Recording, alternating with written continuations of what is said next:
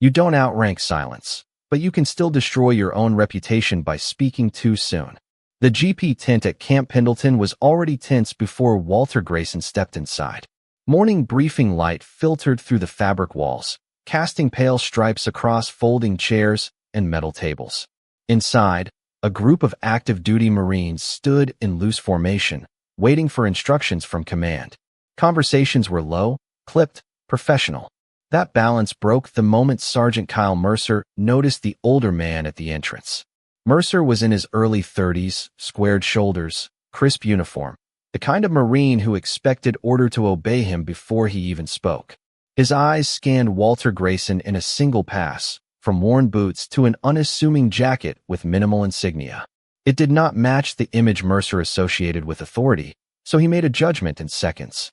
"This is a restricted briefing area," Mercer said, loud enough for nearby Marines to hear. The tent shifted. Heads turned. Walter did not react immediately. He simply stepped forward one pace, calm, controlled, as if he had heard the same tone many times before in places far less forgiving than a training tent. "I am aware," Walter replied quietly. That response, simple and steady, only increased Mercer's irritation.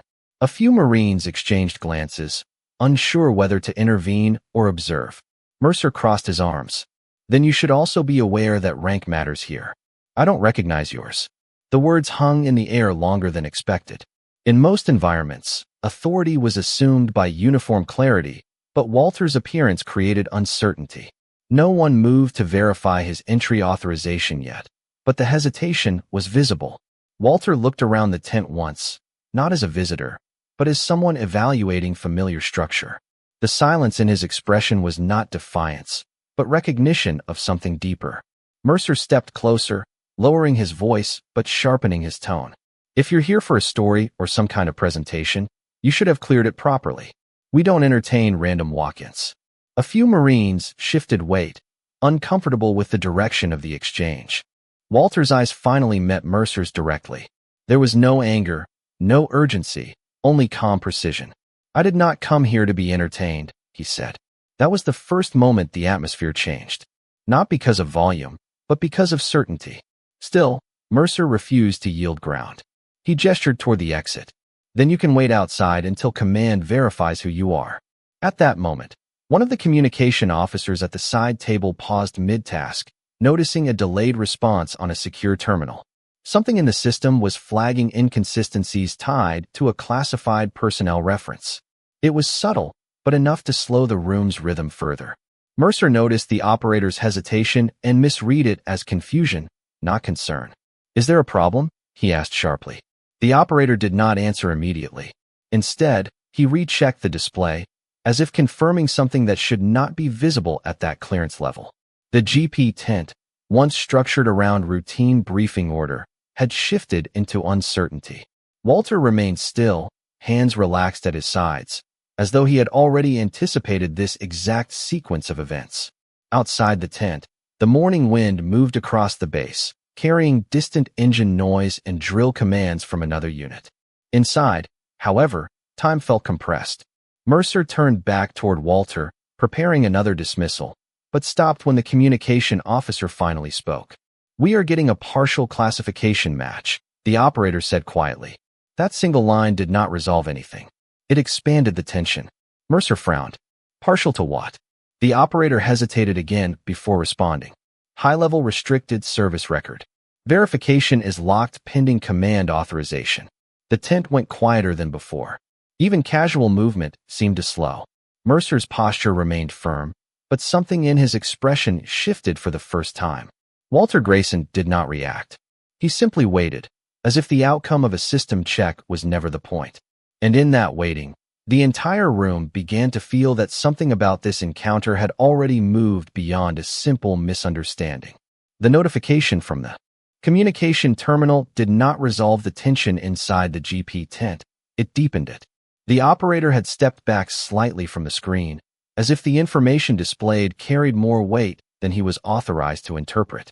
Sergeant Kyle Mercer stood near the center of the room now, no longer addressing Walter Grayson directly, but clearly aware that the situation had shifted beyond his initial judgment.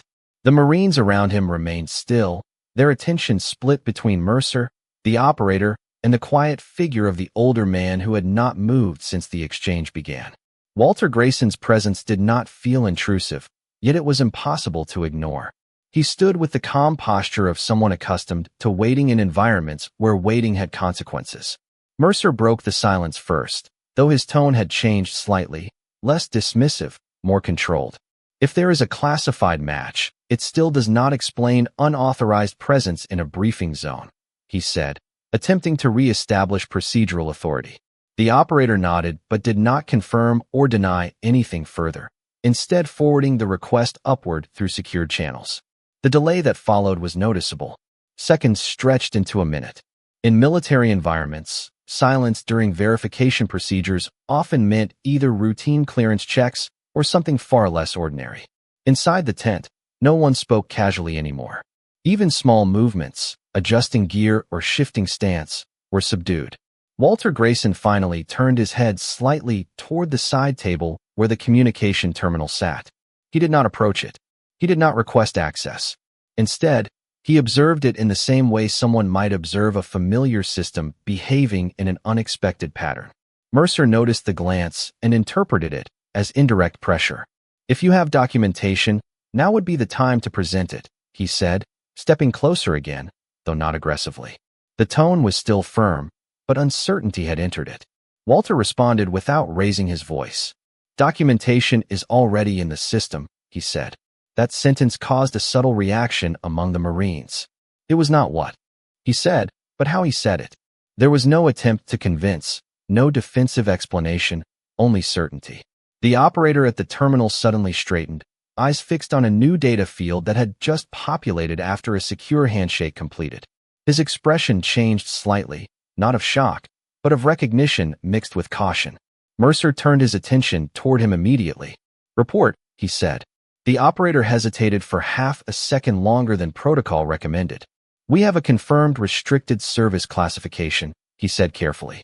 "Verification level exceeds standard access for this facility." A ripple of silent reactions moved through the tent. Not verbal, but visible in posture, in the way Marines shifted their focus from Mercer to the terminal and then briefly back to Walter Grayson. Mercer exhaled slowly, as if recalibrating his position within the situation. "Define exceeds," he asked. The operator looked down again, reading further. "Records are compartmentalized. Access is limited to command-level authorization." The phrase changed the atmosphere again. Command-level authorization was not something typically invoked during routine briefings. It implied a chain of authority above the room, above Mercer, and above the immediate unit structure. Walter remained where he was, neither advancing nor retreating, as if the system confirming his identity was simply catching up to what he already knew would be found. One of the junior Marines near the back leaned slightly toward another, whispering a question that went unanswered. Mercer, now visibly restrained in his reactions, stepped away from the center line and spoke again, but this time less to challenge Walter and more to manage the uncertainty spreading through his own unit. "We wait for command confirmation," he said. No one objected. The operator initiated a higher-level request, and the terminal displayed a pending authorization signal that pulsed slowly on the screen.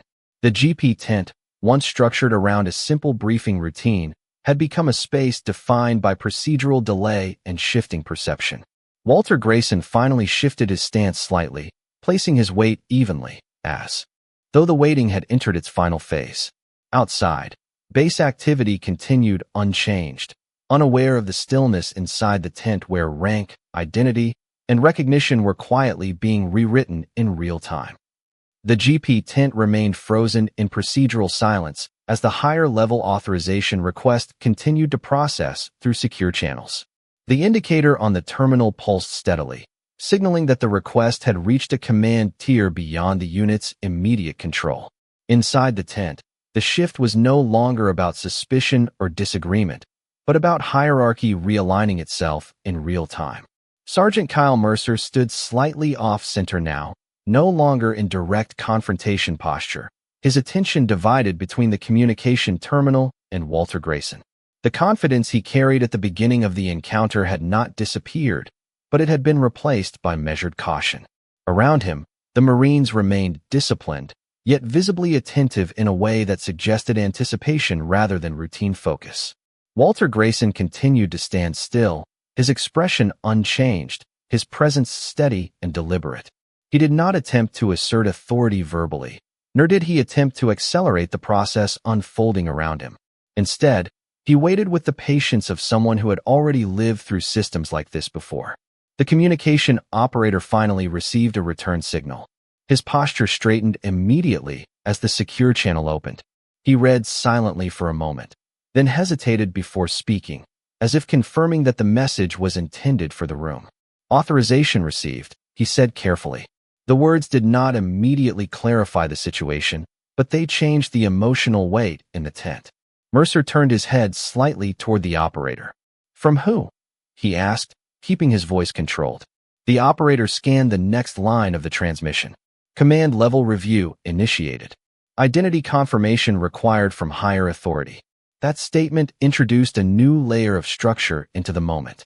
It was no longer a simple verification of presence. It was now a formal recognition process involving senior command oversight. The tense atmosphere shifted again, not dramatically, but perceptibly. Several Marines adjusted their stance, no longer focused on Mercer alone, but on the unfolding chain of authority that seemed to extend beyond their immediate environment.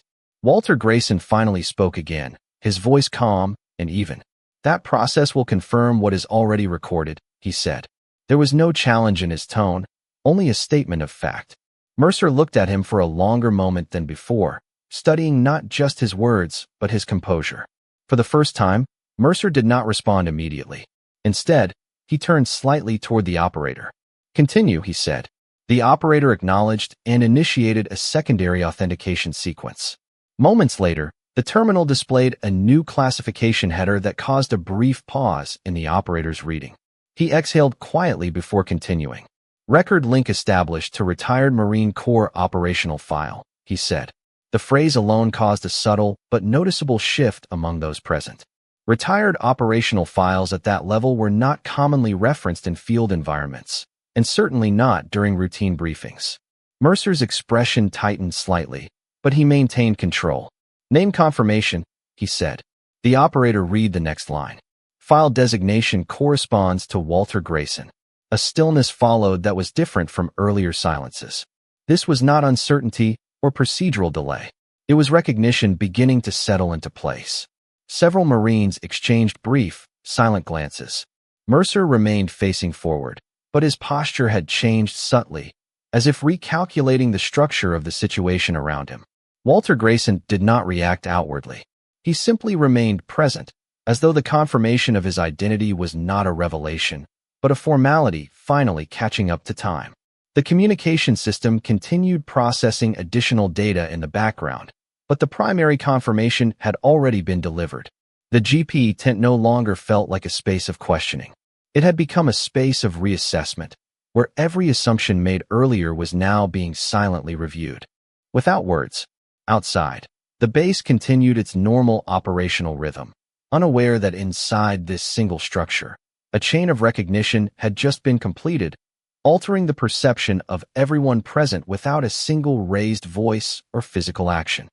The confirmation of Walter Grayson's identity did not bring immediate resolution to the situation inside the GP tent. Instead, it introduced a deeper level of institutional pause, where recognition existed but interpretation was still unfolding. The communication terminal continued to display extended classification data, but the operator no longer spoke unless necessary, as if every additional line required careful consideration before being shared aloud. Sergeant Kyle Mercer stood in a position that reflected both discipline and reassessment. His earlier confidence had not collapsed, but it had shifted into a controlled awareness that the situation was now governed by higher command context rather than local judgment. Around him, the Marines remained attentive, their posture unchanged, yet their focus had subtly redirected from confrontation toward observation. Walter Grayson remained still, his presence unchanged by the confirmation that had just been delivered. He did not assert himself, nor did he attempt to redirect attention. His calmness remained consistent, suggesting that the outcome was neither unexpected nor newly significant to him. The operator at the terminal received another secure transmission. He read it once, then again, before acknowledging it verbally. "Command level response initiated," he said. The phrase carried more weight than the previous confirmations because it indicated active involvement from senior authority rather than passive record retrieval. Mercer immediately responded. "Who is reviewing it?" he asked. The operator checked the secured header line. "Senior Marine Corps Command Authority," he said carefully. A brief silence followed. It was not the absence of information that created tension, but the awareness that the situation had now escalated beyond the scope of the tent entirely. Within moments, a secondary communication channel activated on the terminal. The operator straightened again, recognizing the priority level of the incoming signal. He did not speak immediately, as if confirming proper protocol alignment before proceeding. When he finally did, his tone was noticeably more formal. "Incoming verification from Command Authority presence on base," he said. The Marines in the tent became even more still. This was no longer an internal clarification process. It was now an active command response. Mercer shifted his stance slightly, repositioning himself to face both the terminal and Walter Grayson. His expression reflected controlled attention rather than confrontation.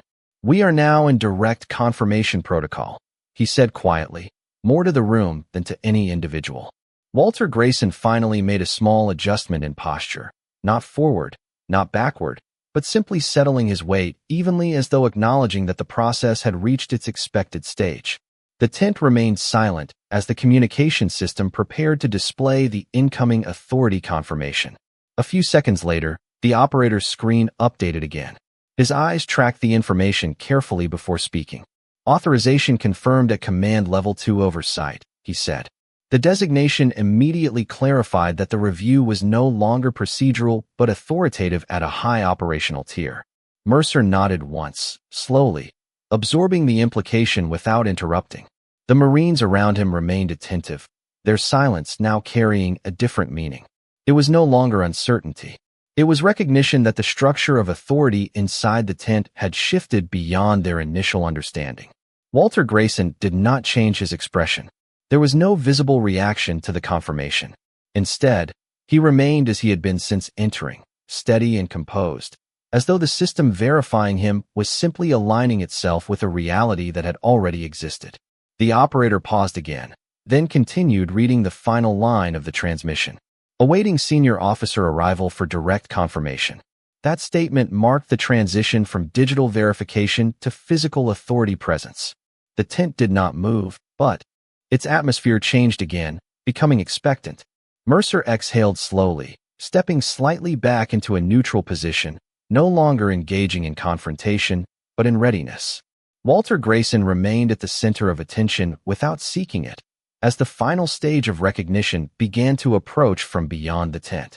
The GP tent had entered a phase of controlled anticipation as the system awaited physical confirmation from senior command authority.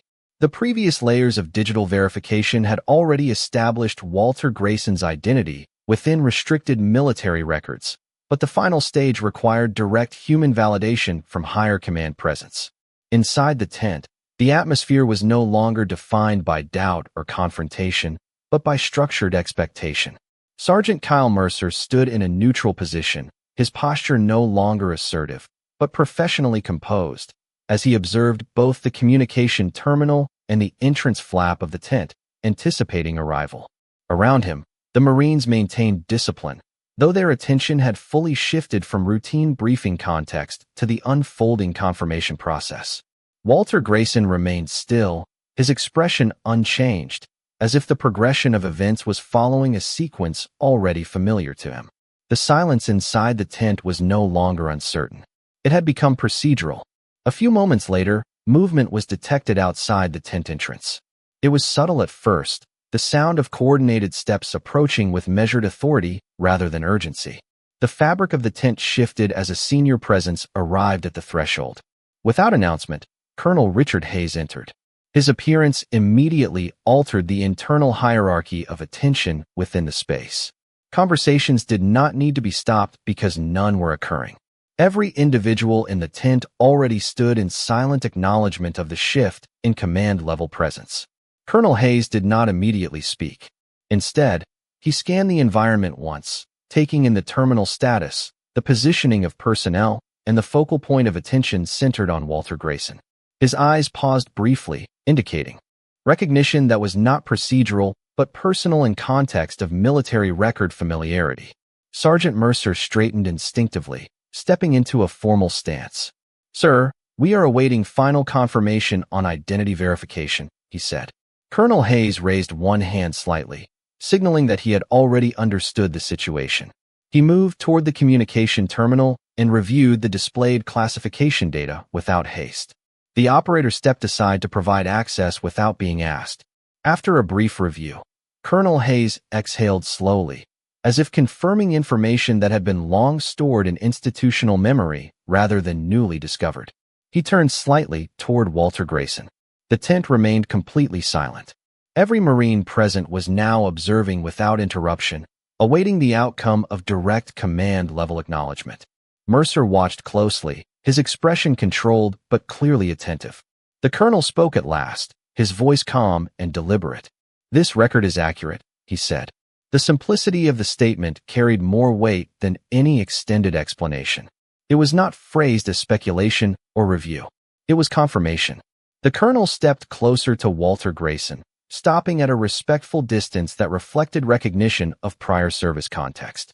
He did not question identity further. Instead, he referenced the classification history briefly, acknowledging its significance within operational memory. "Your service file remains one of the highest restricted operational categories within Marine Corps archives," he stated. That single sentence altered the atmosphere in the tent in a measurable way. It was no longer about verification. It was about acknowledgement of legacy. Sergeant Mercer lowered his gaze slightly, no longer maintaining confrontation posture. The Marines in the tent remained silent, their attention now fully aligned with command recognition rather than uncertainty. Walter Grayson finally responded, his voice steady and restrained. "I did not request recognition," he said. The colonel nodded once. "Acknowledgement is not optional at this level of record integrity," he replied.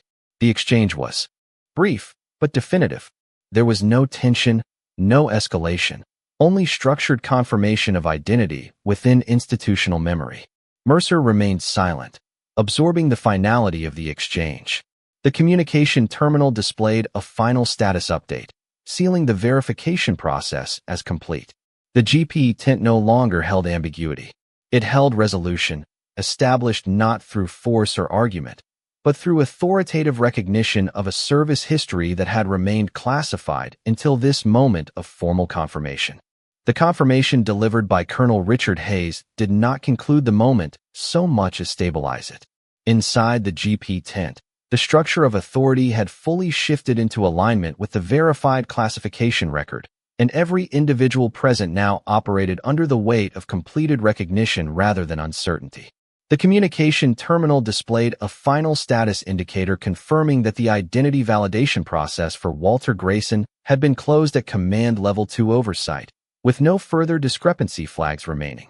Colonel Hayes remained near the terminal for a brief moment longer, reviewing the last lines of encrypted service history as if ensuring that no secondary classification layers were pending.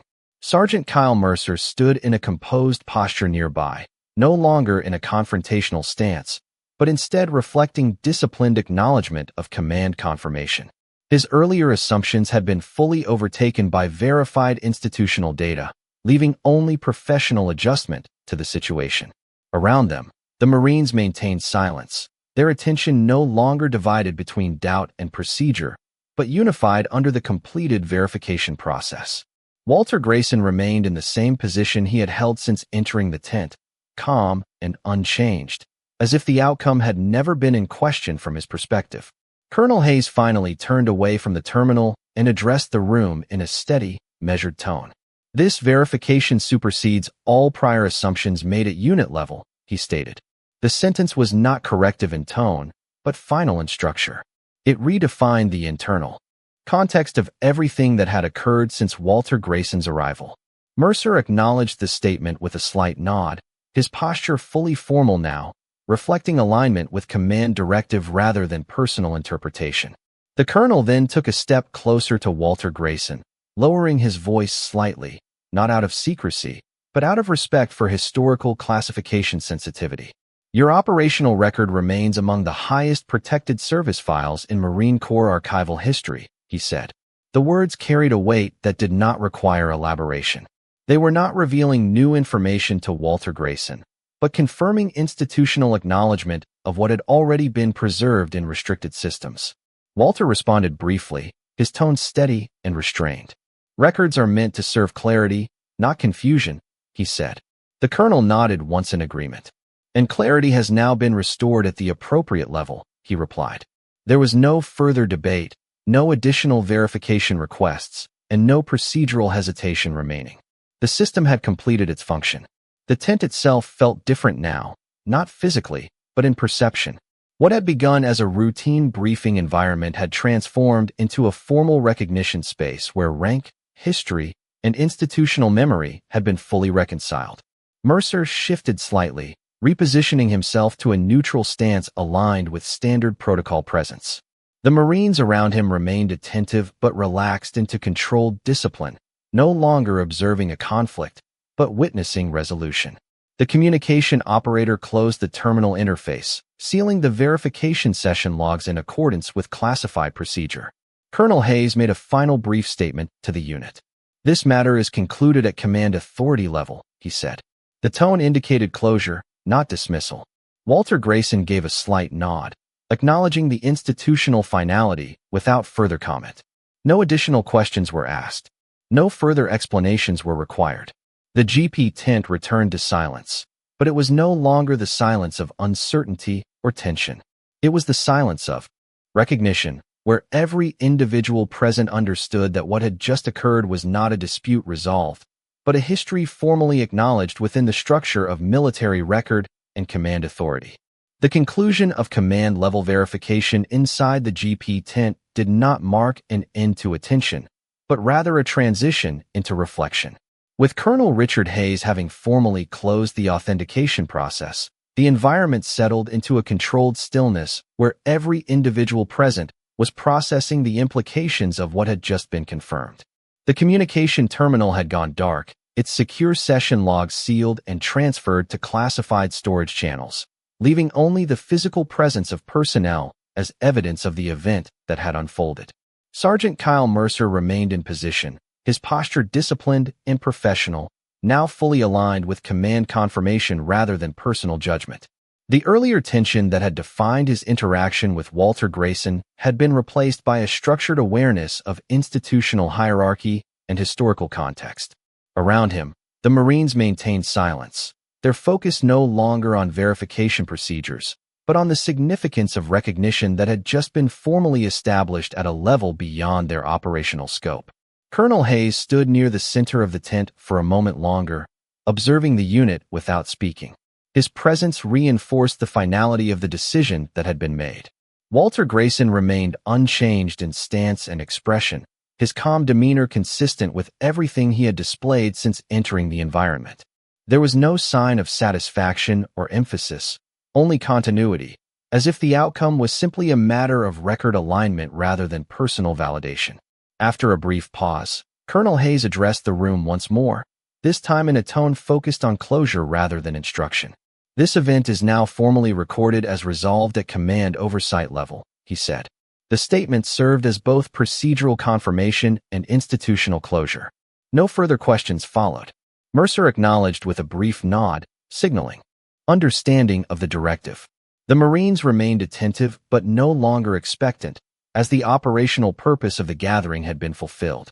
The colonel then turned slightly toward Walter Grayson. Your record will remain protected under its existing classification structure, he added. It was a reaffirmation of status continuity rather than new information.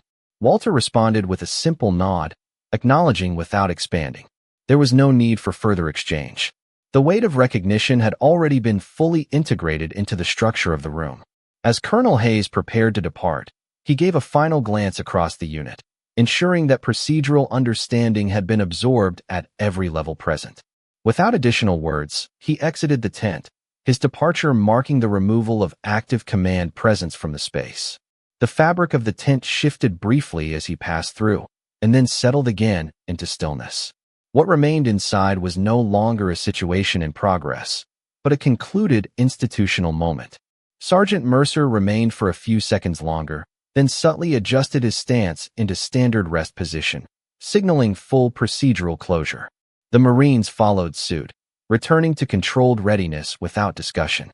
Walter Grayson remained in place for a final moment before shifting his weight slightly, indicating readiness to depart without ceremony.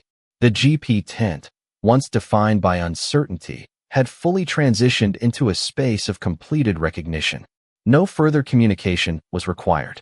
No additional verification remained pending. What had occurred inside that structure would now exist only within secured records and the memory of those present, sealed as a moment where identity, authority, and institutional acknowledgement aligned without conflict, concluding in silence rather than confrontation. The early morning light over the base hospital grounds carried a calm that felt almost unreal after the tension of the previous day, and yet inside that calm something important was about to change in ways no one could ignore. The old veteran stood near the edge of the administrative courtyard, his posture steady, his hands resting quietly at his sides, while around him personnel moved with the usual urgency of routine operations, most of them unaware that a quiet shift in perception was already unfolding. Lieutenant Daniel Mercer had returned with a more measured presence than before, his earlier confidence replaced by a careful attention to detail as he reviewed records and confirmations that had been quietly cross-checked through official channels. Beside him, Sergeant First Class William Carter maintained a professional silence, observing rather than speaking, his expression suggesting that he had begun to understand that the situation was far from ordinary. The atmosphere changed when a formal notification arrived that a senior naval officer would be visiting the facility, not as a symbolic gesture, but as part of an administrative review connected to historical service records. The arrival of Vice Admiral Jonathan Pierce was not announced with ceremony, but the effect of his presence was immediate, as personnel straightened and conversations lowered, not out of fear, but out of instinctive respect for rank and experience. He moved through the corridor with calm precision, his attention already focused on the name and service details that had drawn him here in the first place. When he finally reached the courtyard, his eyes settled on the old veteran, and for a brief moment there was no movement, only recognition forming in a way that carried weight beyond protocol. The Vice Admiral did not speak immediately, instead observing the details that others had overlooked, the way the man carried himself, the subtle markers of service that did not require explanation to someone trained to recognize them. Lieutenant Mercer stepped forward to present the compiled file, but the Vice Admiral raised a hand slightly, signaling that he had already seen enough on paper. His attention shifted to a small detail that had been previously dismissed by others, a unit marking that aligned with a classified operational group from decades earlier, one that was rarely discussed outside restricted historical briefings. The recognition was not theatrical, but it was absolute, and it changed the tone of the entire space. The Vice Admiral spoke quietly, confirming that the service record before him matched a legacy that had been preserved in institutional memory, but rarely acknowledged in public settings. The old veteran did not react with pride or surprise, only with a calm acceptance that suggested he had never expected recognition to define his past. Sergeant Carter lowered his gaze slightly, realizing that assumptions made earlier had been incomplete, while Lieutenant Mercer remained still, absorbing the weight of what had just been confirmed. The Vice Admiral continued, explaining in measured terms that certain contributions in military history are not always visible in standard documentation, yet they remain essential to operational success and institutional continuity. As he spoke, the environment around them seemed to quiet further, not because of command, but because understanding was settling into place among those present. The old veteran finally responded, not with a story or defense, but with a simple acknowledgement of service shared across generations, reinforcing that duty had always been the central principle of his life. The Vice Admiral nodded once, acknowledging that truth without embellishment, and for a moment there was a shared silence that carried more meaning than any formal statement. Around them, personnel who had once viewed the situation with skepticism now observed differently, their perspectives shifting not through persuasion but through realization. The courtyard, once ordinary and procedural, now felt like a place where history and present responsibility had briefly aligned. As the vice admiral prepared to leave, he offered a final remark directed not at rank or record, but at the enduring value of service that does not always receive recognition at the moment it is given. The old veteran gave a slight nod in return, and the interaction ended without spectacle, only with quiet understanding that would remain with those who witnessed it long after the moment had passed. The morning that followed carried a different kind of silence, not the tension of uncertainty, but the settled quiet that comes after understanding has replaced doubt.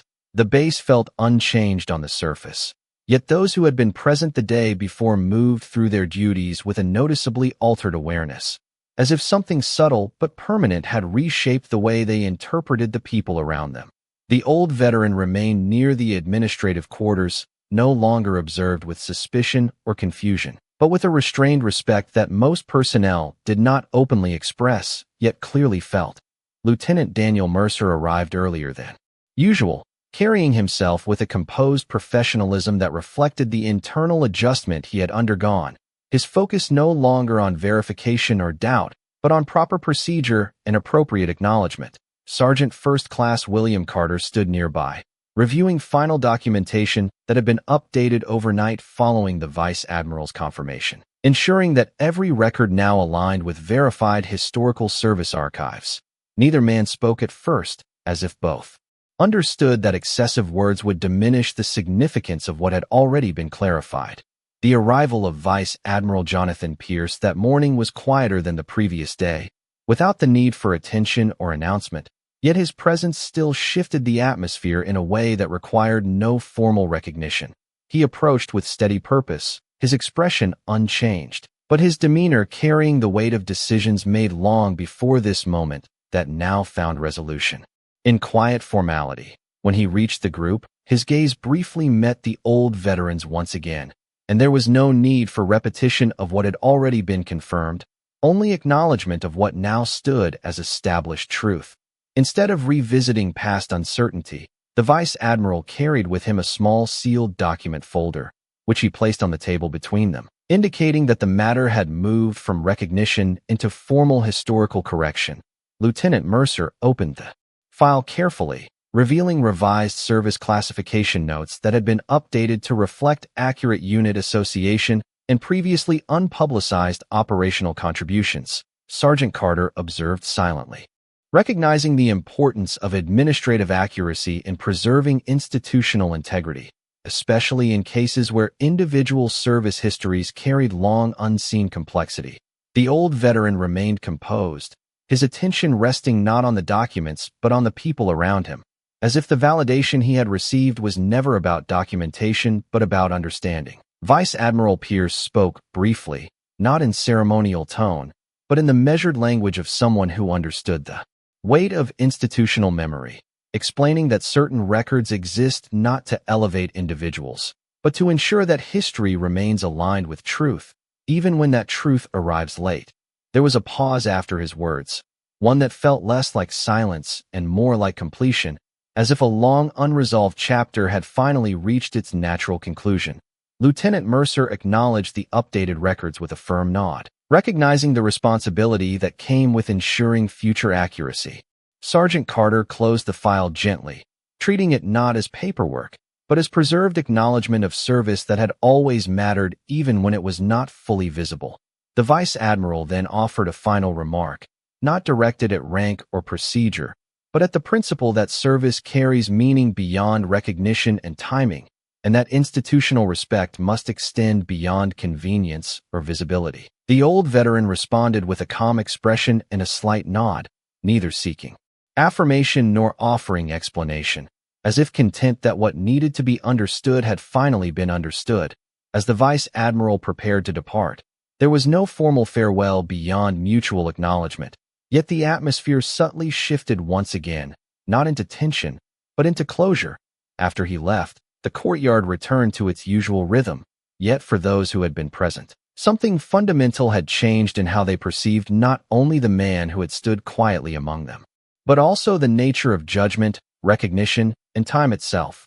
Lieutenant Mercer remained still for a moment before returning to duty, carrying forward a renewed sense of caution in assumption and precision in evaluation. Sergeant Carter followed shortly after, ensuring that every procedural update was properly archived. The old veteran finally turned away, walking slowly but steadily, not as someone defined by recent events, but as someone whose past had always been whole, regardless of whether others had seen it clearly or not. And in that final movement, there was no declaration, only continuity, as life within the base resumed, carrying forward the quiet reminder that truth does not always arrive loudly, but when it does, it leaves everything it touches permanently changed.